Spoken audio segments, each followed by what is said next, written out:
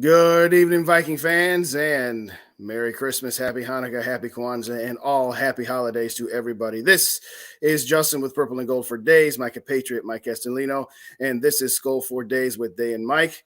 Thank you, everybody, for joining us. Hope you had a wonderful holiday weekend. Mike, just once this team would be nice to give us a clean victory. They were on their way. They're up 10-0. The defense is playing good. You know, we scored 2 out of the first 3 possessions. And then they said, nope, we're going to keep this game close like we always do. I don't know why we're even expecting something different at this point here. So I'm going to get your initial reaction first. But, of course, we have to because this is a Purple Code production, simulcast on Purple and Gold for Days. Because it's production, we do have to give some shouts to our sponsors here, starting as always with Renale's Pizza and Pasta. They are located on Wood Lane Drive in Woodbury off of I-494 and Valley Creek Road, as well as Nautical Bowls in Woodbury. They're located on Hudson Place off of Woodbury Drive and I-94.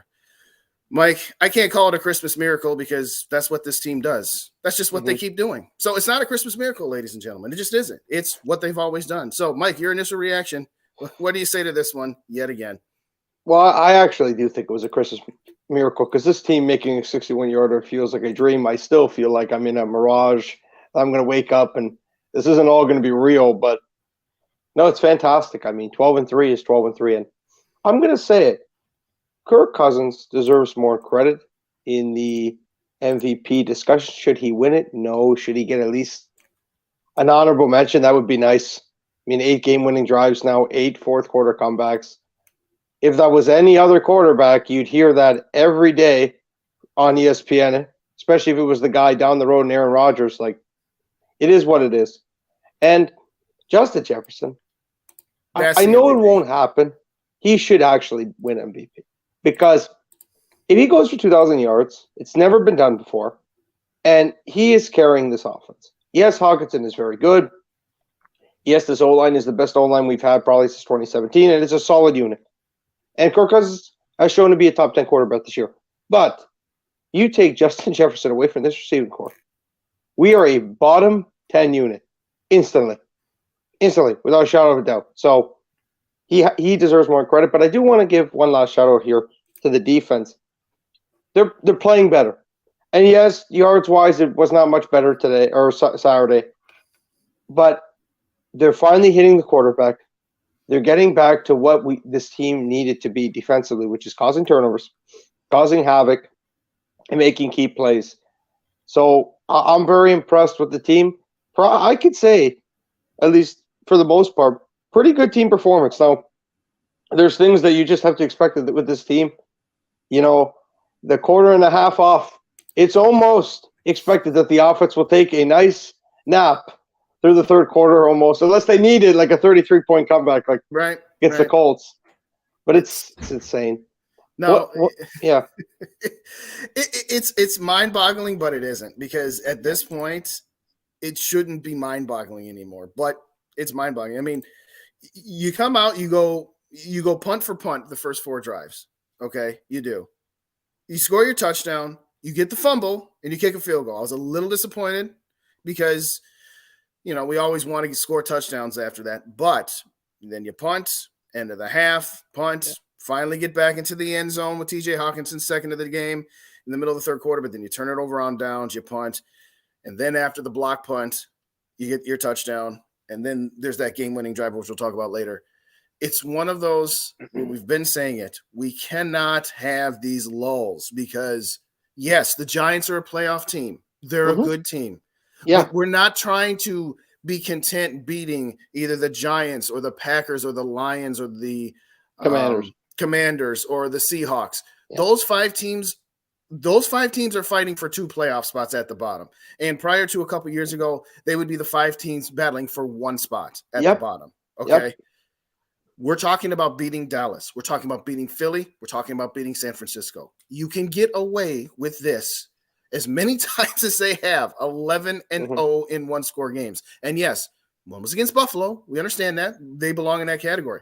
But the rest of them, these are good to mediocre to not so good teams. It's not about not being ecstatic that, once again, this team finds ways to win. They come up and making plays whenever they need to. Block punt out of nowhere. Patrick Peterson's ridiculous. He baited that interception like no other. We'll talk about that here shortly. But it's one of those you just can't. What else do you say about it? That just is what this team's DNA is. They are a team that is going to keep it close. They are a team that is going to have opportunities to put distance between them or to stay close, and they're just going to wait until the end. They must have been given the edict that we got to give our fans their money's worth week in and week out. And at the end of the day, hey, if you had told me we'd be 12-3, no chance I would have said that. No. What did we say in our preseason when we finally wrapped? I said they'll be somewhere in between 7 and 10 wins. And I said, if absolutely everything goes right, where they get a lot of breaks and the schedule breaks, night before them, they could maybe squeak out 11. Well, the schedule has broken nice for them by and large this year. I mean, we talked about it throughout the season on how many backup quarterbacks they've played, how many opportunities that, they just out of nowhere came up with some ridiculous play that you can't count on. But 12 wins is 12 wins. Yeah. And I just can't – I still cannot believe that they have found a way week in and week out to make these comebacks. It's just astonishing there. So let's start defensively. Up until the last drive, they had only given up 16 points, and it was one of those deals where, they're giving up yards here, but they had a turnover, had the block punt, held them out of the end zone, but for once, and then of course it's 4th and 2, and then Saquon Barkley just rips one out, and I was as soon as he got through the line of scrimmage, I said, they overplayed it, and there's nobody back there. He's gone. Yeah. Then they get the 2-point conversion. It was almost serendipitous, just like last year when the Vikings scored a touchdown and the 2-point conversion to go up 7, and then Aaron Rodgers hits Valdez-Scantling for a 1-play touchdown drive, and the Vikings ended up just getting the ball right back and then never relinquish it. It ended up working out. But by and large, a solid defensive performance. I think 20 points going into the game. If anybody had said that, we would have said, we'll take 24 against the Giants. What are your overall thoughts on the defense? I'll be honest, Justin, and we could say for multiple reasons. I feel like Kevin O'Connell, if you remember, the defensive coordinator of the Giants earlier this week called him Harry Styles. And though I hated the comparison, right? He decided to coach a game like Harry Styles would because he has no idea what the heck he's doing. Why on earth did they stop running the football? I'd love to know when you were gashing him 4 or 5 yards here at a time. I'm not kidding. I was screaming at my monitor, run the football. And I tweeted it a few times too. I don't understand why he does this. And I think KOC is a very good play caller, and we've seen it where he schemes beautiful, brilliant red zone plays for TJ Hockenson when he's by himself. They've got to be more consistent with the run game. If it's working, do it. It was one of the few things I liked about the Mike Zimmer offense. You knew they'd run it if it was working. And I'm not saying I want us to be run first by any means, but they've got to use it more because Green Bay can't stop the run either. Punish them. That's what cost the Dolphins on Sunday. They didn't run the football when they were gashing them. And then, Tua may or may not have had a concussion through the third quarter. I think he did. He's on concussion protocol now. Run the football. That's my one takeaway. But defensively, I thought they were so good. For the most part. I mean, the offense was the main reason why that game was close. Again, they can never play 60 minutes consecutively. But Daniil Hunter, he might be back. And, oh, boy, if he's playing like that the rest of the season, we're in for a treat. This is the one part that's going to concern me for the rest of this season and into the playoffs. Is this defensive line in particular, but the defense as a whole, are they going to be able to do what we've seen them do the last couple of weeks? You had a game at home against a bad Indianapolis Colts team where defensively they played well throughout the game, dialed up some blitzes more so in the second half and got more pressure in the second half against the Colts. This week, a decent amount of pressure, decent amount of blitzes. Didn't want to over blitz too much because, again, Saquon Barkley is their entire offense, so you don't want to overcommit yourself to that, so I don't have a problem with that. But next week against the Green Bay Packers, and Hall of Famer that is to be Aaron Rodgers, you've got to be careful about how much you blitz the guy, but you also got to be careful about how much you're just going to sit back and let him pick you apart as well. We'll talk a little bit more about Justin Fields in Chicago next week, but getting into the playoffs, can this defense be the middle of the pack defense that they have shown that they can be? They're never going to be confused with the Zim Reapers. They're never going to be confused with the 85 Bears or the 2000 Ravens. But the last couple of weeks, I will take what the defense has given us. Yes, there are times where it is frustrating, where you stop them on first down and it's now 2nd and 9 and you get a sack to now make it 3rd and 14, and then they give up a 17-yard play. That's got to be minimized. You can't say it's never going to happen, but that happens a little bit too much with this defense. But by and large, if you had told me 24 points at home to the New York Giants, you take that. If you told me right now, okay, you're going to give up 27 points to Green Bay next week. Are you going to take that, or are you going to take what's behind door number 2, which is they might only give up 20, but then again, they might give up 38. I'll take 27 against the Green Bay Packers. I know that they're still, kind of just okay. They scored 26 yesterday. They only got into the end zone twice. I'll take 26-27 from this defense, and that's what this defense needs to be. No more, no less. I don't know. I'm still concerned about losing the 2 seed and having to go to San Francisco because I think this defense, if it is in US Bank Stadium, can perform at that particular level. Yeah. But I think that if you put this defense out in San Francisco or somewhere else on grass, that I don't know that Danielle Hunter is going to be able to have the resurgence that he's had for the last 2 weeks. Not saying he can't, but what I'm saying is this is where my biggest concern is. The offense is what the offense is. We'll break down a little bit more of the actual game here in just a moment. But if this defense can stay where it's at, then I like this team's chances anywhere they go. But, yeah, Danielle Hunter almost looked like he was that one-man wrecking crew. Almost. Yeah. And I think that if he continues on this trajectory, then we've got something going because that defensive line is what allows everything else to flow forward, whether it's an Ed Donatel defense, a Mike Zimmer defense, shell defense, or press man, zero blitz defense. If this defensive line can continue to be consistent, that's where this team is absolutely going to shine. Let me get some shout outs here before I get too much further ahead. And then I put a couple comments up there earlier, but haven't mentioned my name. Bandino, thank you as always for joining us. Very much appreciate you. I'm going to get to his question here in a second, but I want to shout out to Skol Zone. Thanks for joining us. If you haven't already subscribed to all the channels, again, it's Purple and Gold for Days, the Purple Code, Purple Pocket Podcast, Minnesota Sports Talk. Hit them all up there. The family on the Purple Code here. Bandino made a good point to your when you were talking about it earlier that the run game has to anchor the load. I absolutely agree with that point. But I'm going to put up Bandino's question here before we talk about the offensive performance, because realistically, when we're talking about the offensive performance, it starts and ends with Justin Jefferson. Justin Jefferson going to get enough snaps to break the record, Mike. Let's just throw that topic out there. What do you think? Yes, and I know Kevin O'Connell said that he's not going to excuse me. He's not going to play as many players, but yet they still want to win. To me, that's more on the defensive side, and we can get into that for multiple reasons. But, yeah, I mean, Justin, you take Justin Jefferson off the field. We saw what happened for 2 plays with Jalen Reagor. Right. It was 2 interceptions. And that was 2 plays. So, no, there's no conversation to be had here. He's playing every snap. And, look, we need to put the Packers season to bed because not only for my own personalized ego, because I'm sick of hearing that the Packers are back.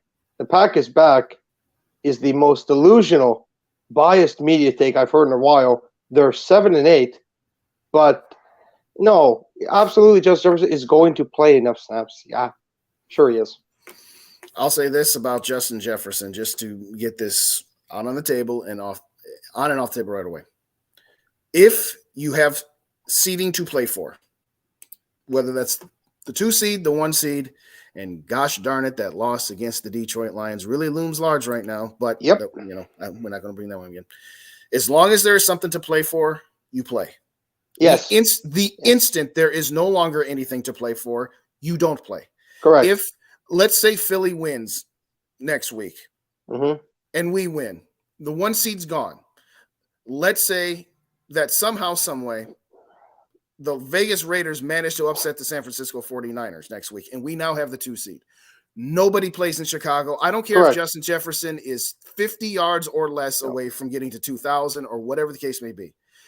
It would be nice if Justin Jefferson can just get all of the records out of the way next week against the Green Bay Packers so that we can shut the door on their season, finally get that blowout win. And if there's nothing to play for in Chicago, I don't want there to even be a temptation to put Kirk Cousins, Justin Jefferson, Dalvin Cook. Yeah.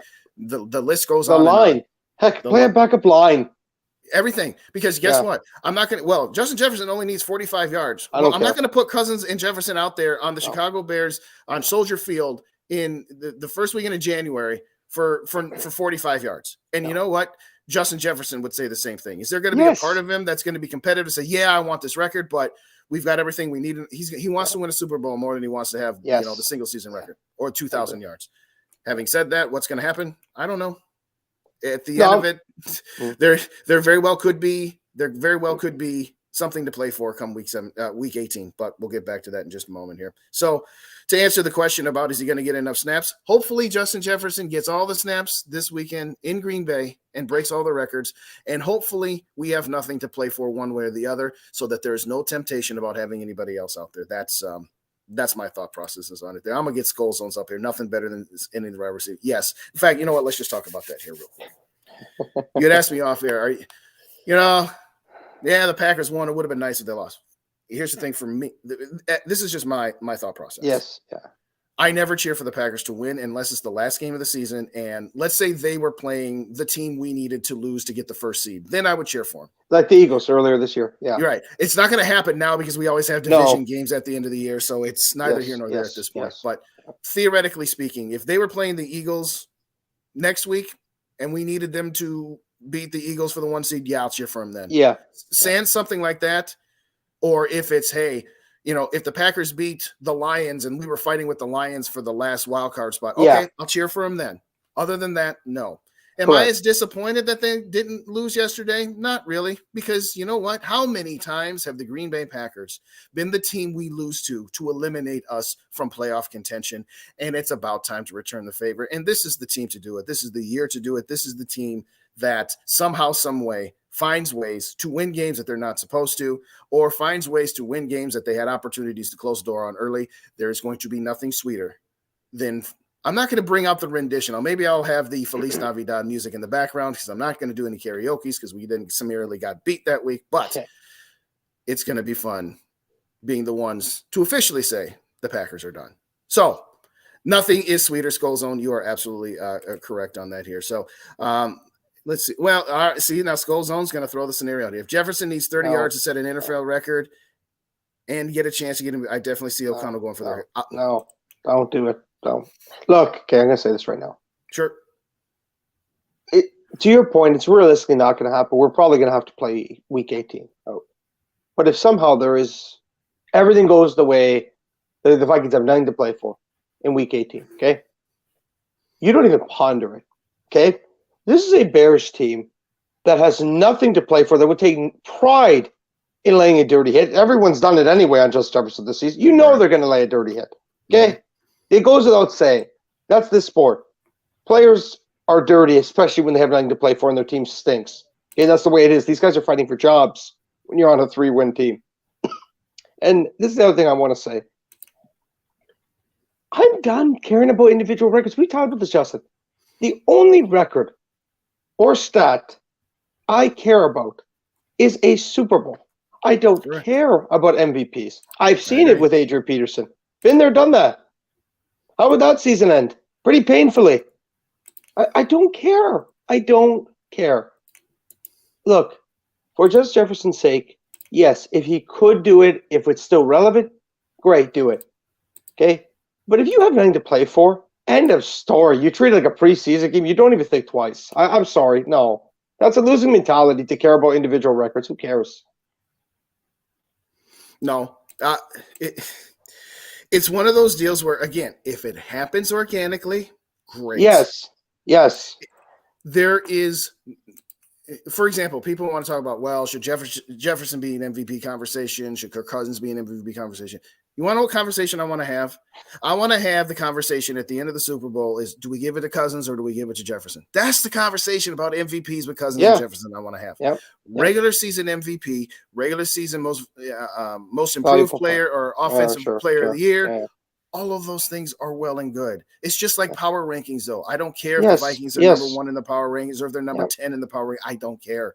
That's not what wins championships. What wins championships is having healthy players. What wins championships is having the best possible seeding. And as far as I am concerned, where I'm going with this and where I continue and where I always will is if there's something to play for, you play to win the game. If there's nothing to play for, you play for your playoffs. Yes. Okay?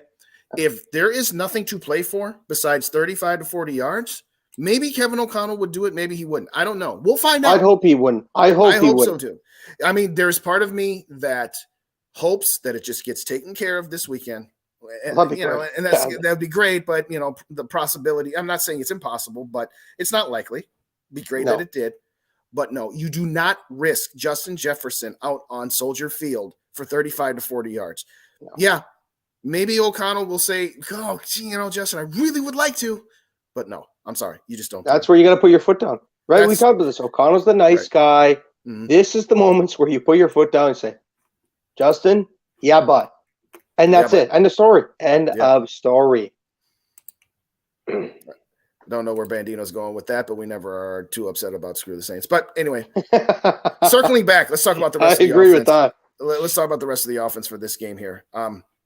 Again, ups and downs, lefts and rights, had opportunities to have more points on the board. We talked about the interception that led to a field goal. Would have been nice to get more. I'm not going to say that Cousins had a spectacular game, but when you 299 and 3 touchdowns, nothing to snivel at. Another game-winning drive. 299 and 3 touchdowns. Yeah, so short of 300 yards. Thank you. Okay. Yeah. No worries. But I'm going to say like this. The only complaint I have about Kirk Cousins this past week was there appeared to be some times, two. One, you really got away with that interception that wasn't. Yeah. Again, we said it a million times. We want aggressive throws. We don't want just check downs to, TJ Hawkinson for 7 yards when it's 3rd and 15. We want aggressive. We want, sometimes you're going to have to put stuff in tight windows. There comes a balance to, okay, so now you're throwing too many interceptions for me. You can't have it both ways. You have to take the good with the bad. But that one was what were you doing? That's number one. Yeah. Number 2, offensive line. We're going to talk about offensive line in a minute because there's a lot I want to get to on that, both run blocking and pass blocking. Sure. Offensive line, again, not a whole lot going on in the running game, a little bit here and there. Not perfect pass protection. And again, the Giants do blitz a lot. We understand that. Yeah, there were some plays where they did have some great blitz pickups, but there a couple of those sacks, a couple of those sacks are Kirk holding on to the ball too long. Yep. No, it's true. Am I being too tough on Kirk? What do you think there on that particular point? No, I'll say this, look. Statistically, it was a fine game, but I'm not going to lie to you, Justin. Kirk Cousins had some moments there where you're like, oh boy. And there was times I said, this is a 1:00 game, right? Like I said that to myself. Right. So obviously I'm being a little bit tongue in cheek, but in all seriousness, I think, it was kind of an average game. And I don't want to go crazy. Yes, he had the game-winning drive. And yes, he's been clutch. We've talked about this all year. We're one of the only people that have given him credit all year and saying how clutch he's been. But if we're being honest, he got away with one. That pick, he dropped it. He did, but it was a brutal pass. Okay, it was right in his hands. It was right in his hands. He had it. The penalty one, the first one I kind of give him a pass. It was a clear penalty. End of story. He grabbed on JJ. The second no question about that one. No.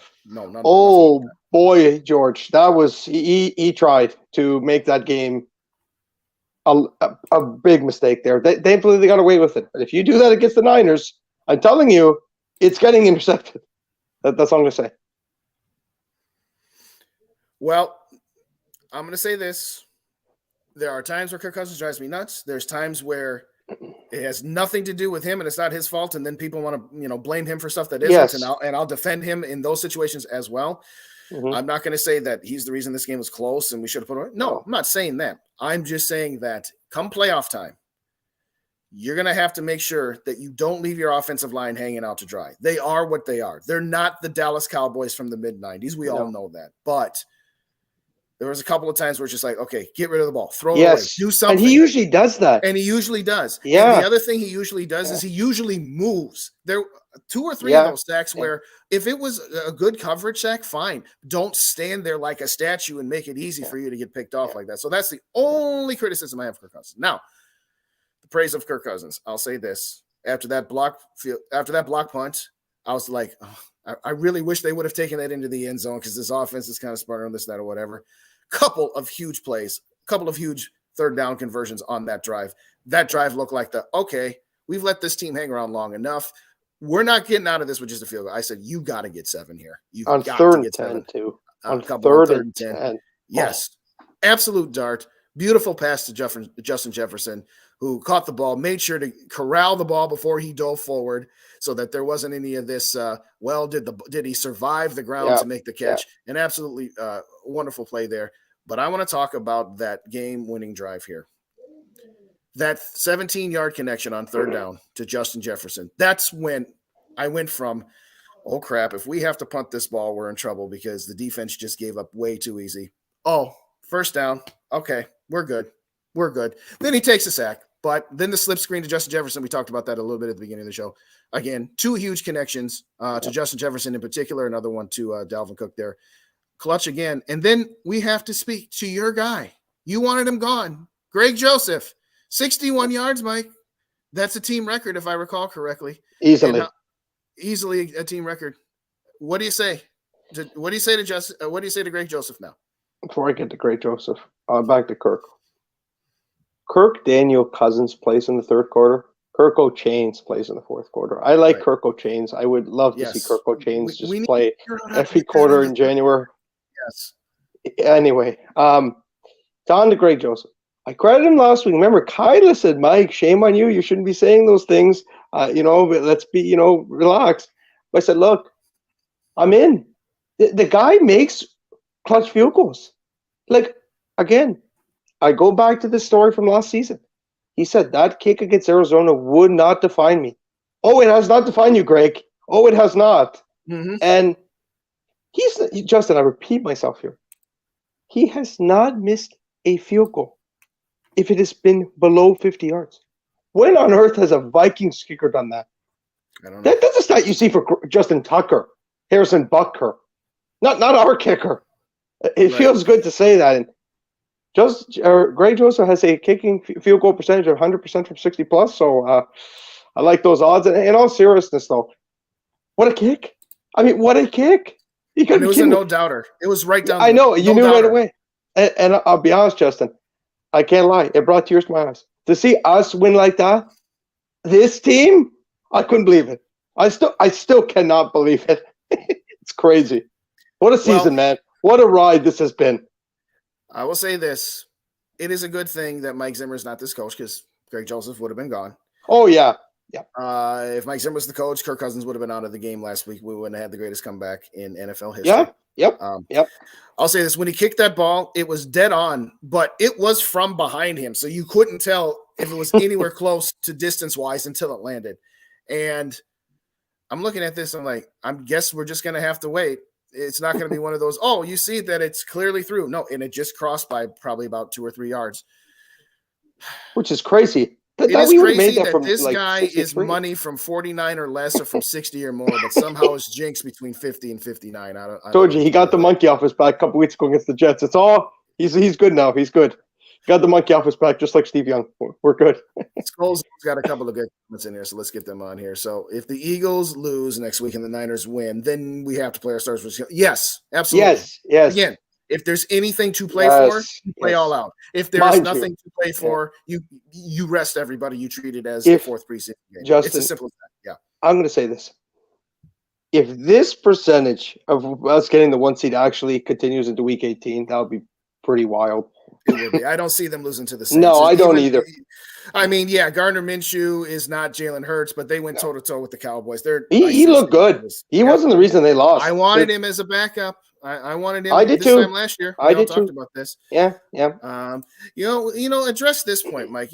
What about Sure. Kirk leading the wide receivers into hard hits? KJ and TJ got Come on.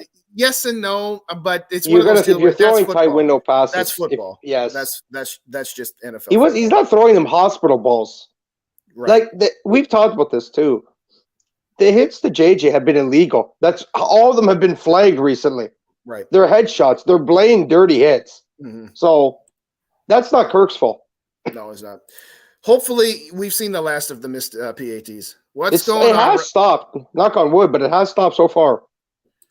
What's going on, Rap? What's going on, man? It is Pack Week. We're gonna get to them shortly. We've been recapping the last week and a half here, but if you haven't already subscribed, please subscribe to Purple Pocket Podcast as well as Purple and Gold for Days. And if you haven't already, hit the like, comment, and subscribe to all of the Purple Code channels. And in fact, before I address something that's going on with Rap here, let's just go ahead and get our second read out of the way here real quick, because this is a production of the Purple Code who puts us all together. We got to give some thanks to Rinaldi's Pizza and Pasta. They are in Woodbury, right off Wood Lane Drive, and that is off the intersection of Valley Creek Road and I-494, as well as Nautical Bowls. They're located on Hudson Place off of Woodbury Drive and I-94.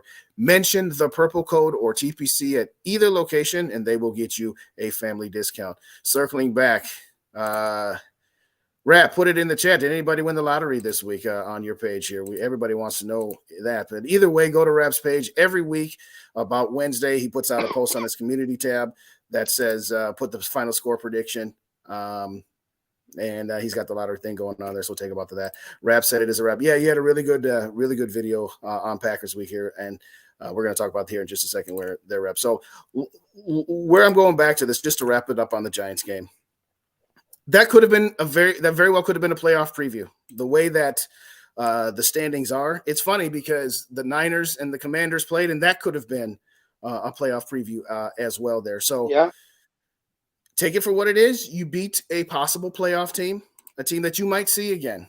What do you take away from this if we do have to see the Giants again? What do you take away from this game? Good, bad, indifferent, offense, defense, special teams, Mike? I'll be honest, I feel confident because, as I alluded to earlier, leave Harry Styles out of the field, Kelsey. I never want to see that play calling again. Mm-hmm. What is all these passes, Justin? We don't have Tom Brady in the 2008 Patriots offense. And credit to Kirk. He stepped up in big moments. Kirk O'Chains came out again. You keep doing this, you're going to bury yourself at some point. This will come back to bite you, like it did in Detroit when you were too aggressive the other way. When you should have been running or passing, you were running too much. He's got to find the balance. And, yeah, you better run the ball against Green Bay. That's all I'm going to say. But it's the Giants run the ball more if we play them again. Excuse me. Well, the one thing I will say is the last 2 weeks, or the last couple of weeks, you played the Detroit Lions, whose defense is every bit as bad as yours. And you faced the Giants this week, who are third from the bottom in rushing it.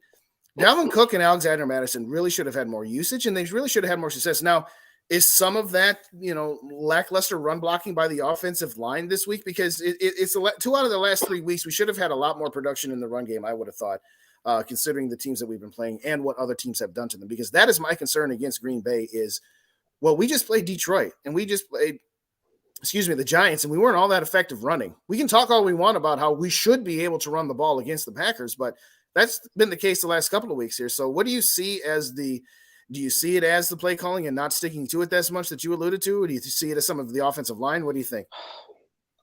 Honestly, for the Giants game, it was play call. Like I said, I was screaming on my monitor to run the football. It wasn't that difficult. You were doing it. Every time you did it, it worked. There was times when KOC ran the ball with Dalvin, they'd get a first down, then they'd pass 3 straight times, and they'd punt. Like, no. Come on, man. Like, he's got to be better with that. But as you alluded to earlier, I think it's just who this offense is. And it's not good because they've got to find a way to avoid these lulls. I don't know if it's because Thielen and KJ Osborne like to play Casper the Friendly Ghost most of the time when they play. Right. Man, do I wish we had Chris Olave. I keep saying that all season. Yeah, I've said that a few times. I'm going to say this too, because we're here. Excuse me. Adam Thielen, that contract is going to be a talking point and not in a good way either. Because I promise everyone here, Adam Thielen will not be anywhere close to $17 million. If he's lucky, he'll be making half of that. He's lucky. If we didn't have Justin Jefferson, like I said, we'd have a bottom 10 wide receiver core. Bottom 10. That's all I got to say. Well, we've got about 7 to 10 more before we're going to wrap this up to watch the incredible Monday Night Football game that we got going on. Yeah, right. Okay, I digress. I'm just going to say it like this. We'll leave the majority of the conversation about contracts because we got guys for days. No, we I know. Talk about Dalvin Cook. We talk about Adam Thielen, Harrison Smith, Eric Kendricks, etc. The only thing exciting about tonight's game is whether the Los Angeles Chargers will be able to clinch a playoff spot or not. I'll be happy for Herbert. He's never been, and he deserves to go. Absolutely. Absolutely, he does. Programming notes here. I had the tickers going up there, but special announcement here. We got a double dip tomorrow night. So, again, this is a Purple Cold production and is also simulcast on Purple and Gold for Days. On Purple and Gold for Days tomorrow night at 6:30, Dave and I will have the return of the legendary spin doctor. Chuck Foreman will be our special guest on Under the Lights tomorrow night. So please hit that like, comment, and subscribe and ring the notification bell so when we go live with that. The first time we had him was more going to be about, his playing career and what he's been doing and all those sorts of things. And he said to us, if we get him back on a second time, that we'll try to keep it a little bit more focused. And I know he's got some stories about all the times that he has played because it is Packers week. So he wanted to make sure to try to get back in on touch for that. Doubleheader, of course, tomorrow night on the Purple Code. We'll have our normal show with Dave and Rap. And that will be, I believe, at 8:15 Central Time, if I have my timings right on here. 8 o'clock Central Time. So, again, Skol Live with Rap and Dave will be tomorrow night. So you got a doubleheader, Vikings content, starting with Under the Lights here on Purple and Gold for Days, and then followed up by Skol Live with Rap and Dave as well. Normal shows, grade 8 on Wednesday. And I know Spotlight with Jamie and Casey on Thursday. Again, because the Vikings and because of the holiday week and the scheduling stuff, I'm not sure if the Skol Report with Rap and SK is going to be on Saturday night, being that will be New Year's Eve if they're going to bump that up earlier there. But keep it tuned to Purple Code, Purple and Gold for Days, as well as the family on the Purple Code as well for that. Having said all that, Mike, let's talk about our upcoming opponent. The team that was declared dead for the division long ago. Yeah. Team that somehow, some way has scurried its way to just be relevant. You see, the Packers right now are where most people thought the Lions would be, that, just in the hunt, barely out there, just needs 5,000 things to happen here. Bottom line is this. Green Bay Packers, if they win their last 2 games against us and Detroit, they need the Commanders to lose once and they need the Giants to lose twice or some other combination thereof. This is the time where we finally say, you know what, Green Bay, your run is over. It's time for us to put you out of your misery the way you have done for us.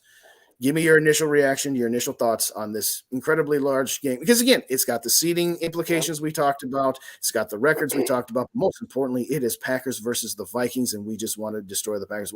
Talk to me about your initial thoughts on this game here, Mike. Okay.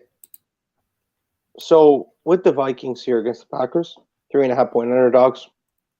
I wonder why. Whatever. The Pack is back narrative is really upsetting me. So this is what I propose.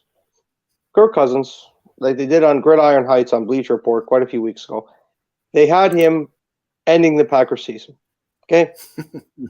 That's to say it nicely. They did it kind of in a different way, but I'll get into that another time off here. Kirk Cousins, go into Green Bay. At the end of the game, go get your chains. Grab your girls that your dentist gave you for Christmas. Pop those suckers on, and let's have a good time on New Year's Day. Look, Kirk Cousins has not lost in Lambeau Field since 2019.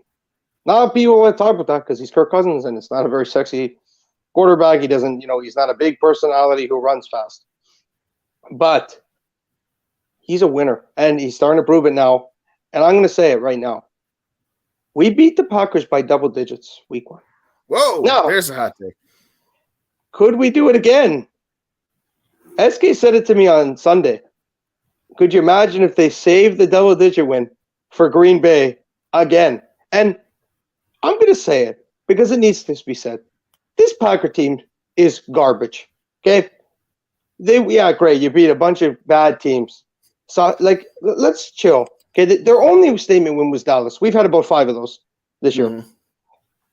I'm not afraid of it, Aaron Rodgers. He's old. He can't run anymore. What made Aaron Rodgers special was when you had him, he'd be able to roll out to his right and throw a laser beam. When he tries to do that now, he still does the same motion, but he gets sacked because he's too slow. This team is not good. Tua gave them 3 interceptions in the fourth quarter. The Dolphins kicked an onside kick up 10-3. Yes, you heard me correct, Justin. They kicked an onside kick. Yes, I'm dead serious. I didn't get a chance to see that. So they handed them a touchdown when they were up 7 points. Wow. This Packers team was handed everything on Sunday against the Dolphins. When we play them, simple as this. The Grinch is going to come a little bit late. He's going to steal the Packers season, and our heart's not going to grow 2 sizes. We're not going to give it back. We're going to end the Packers season. I'm going to be darn happy about it because every media member that wants to say the Pack is back because they don't like us and that we don't win in pretty ways will have their hearts broken. I can't wait. We're going to finish them. Well, to your point, I mean, yeah, we played the Dolphins and we beat them, and they didn't have Tua. They did get to play him with Tua, and Tua, was concussed and maybe not. Yep. Okay, this week they beat the Rams. The Rams are nothing, despite the 50 burger they put up on Denver last night. They're just mediocre. They're not even mediocre. The Bears, we know what to say about the Bears. We've both lost to the Eagles. Yes, the one team that they have beat that we haven't beat this year is Dallas and we didn't play Tampa Bay, so that's the only team that they have beaten that the Vikings haven't. So you know what? To your comment there, which is, the Packers are getting credit for doing these things and be given these breaks. That's exactly what the Vikings are not getting credit for. That's exactly hilarious. Hilarious. I said it a couple weeks ago. I said if Kirk Cousins doesn't deserve oodles upon oodles of credit for that second half greatest comeback in the history of the NFL. I want everybody in the media who doesn't want to give Cousins credit to say that if that was Aaron Rodgers, who was down 33 points and who had thrown a pick 6, by the way. Yeah. They want to put half of, the reason they were down on the pick 6. Okay. Yeah. The pick 6 was a bad play and it goes on the quarterback, but it was on the wide receiver stopping her out. You know what they would say? Well, Aaron Rodgers is not on the same page with his young receivers. They would have given him a pass for that. Do you know how much gushing this media would have given Aaron Rodgers if he had made that comeback the way Kirk did? So I agree with you. Let's just go into their house and let's just end their season. And I don't want to have to hear about anything more about the Packers. You're right. If the Vikings do beat the Packers, that does not completely eliminate the Packers from playoff contention, but it pretty much does because about 17,000 things would need to happen there. I'm just looking forward to this. I'm looking forward to starting the Green Bay Packers season with a loss and, for all intents and purposes, ending the Green Bay Packers season with a loss. Regardless of what happens in Week 18 between Detroit and Green Bay, I don't care. You know what? After we beat the Packers go ahead and win that game. That's fine. Yep. Go ahead and win that game and screw your draft position over. You're not getting into the playoffs either way. Nope. I think the key to the game on Sunday, for the Vikings anyway, is what we started off with. Zadarius Smith, Danielle Hunter, Dalvin Tomlinson. We're starting to see the impact of having that guy back who we've missed for a few weeks. I think he's been part of the reason that, again, this run defense isn't perfect, but it's not as horrible as it has been. Get after Aaron Rodgers. Get after Aaron Jones. Yeah. And offensively, just play your game. Just play the game you play when you're desperate. Pretend you are down 14 points at every opportunity. Unless it's 3 minutes left in the game and you're up by 10, then at that point you can go ahead and play conservative. I don't care. Jair Alexander said he wanted to shadow JJ, and now he's going to be talking all week about how he's going to shadow JJ. Okay. How many yards does JJ need to break the record at this point? Do you have that off the top of your head? I believe it's 224. Let's go ahead and get Justin Jefferson 250 yards. And let's have every single one of them be on Jair Alexander, because I don't want to have to hear any more coming out from those guys.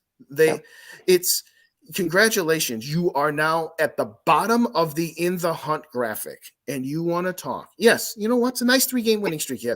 You were supposed to win all 3 of those games. So I'll give you that. You won games you're supposed to win, but you hadn't been doing that consistently throughout the season. So let's just get Justin Jefferson 244 is what he needs to get to 2,000.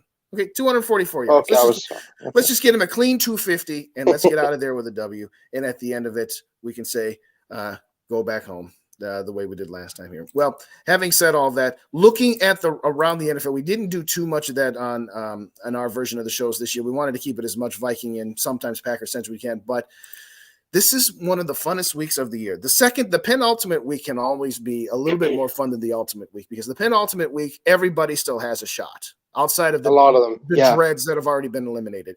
In the last week of the year, half the teams have a shot and half the teams don't here. Looking at all of the playoff machinations here, what do you see the final results going to be? Who are going to be the 7 teams in the playoffs? We already know in the NFC. San Francisco's win. San Francisco, us and Philly are in, as well as Dallas. Mm-hmm. Who gets those last 3 spots between New York, Washington, Green Bay, Detroit, and Seattle? Who do you see as the final team standing here? Who are the 2 that get left out? All right. The 2 that get left out? That's a simpler way to do it. So who doesn't get in? Yeah. Washington and Detroit and Green Bay.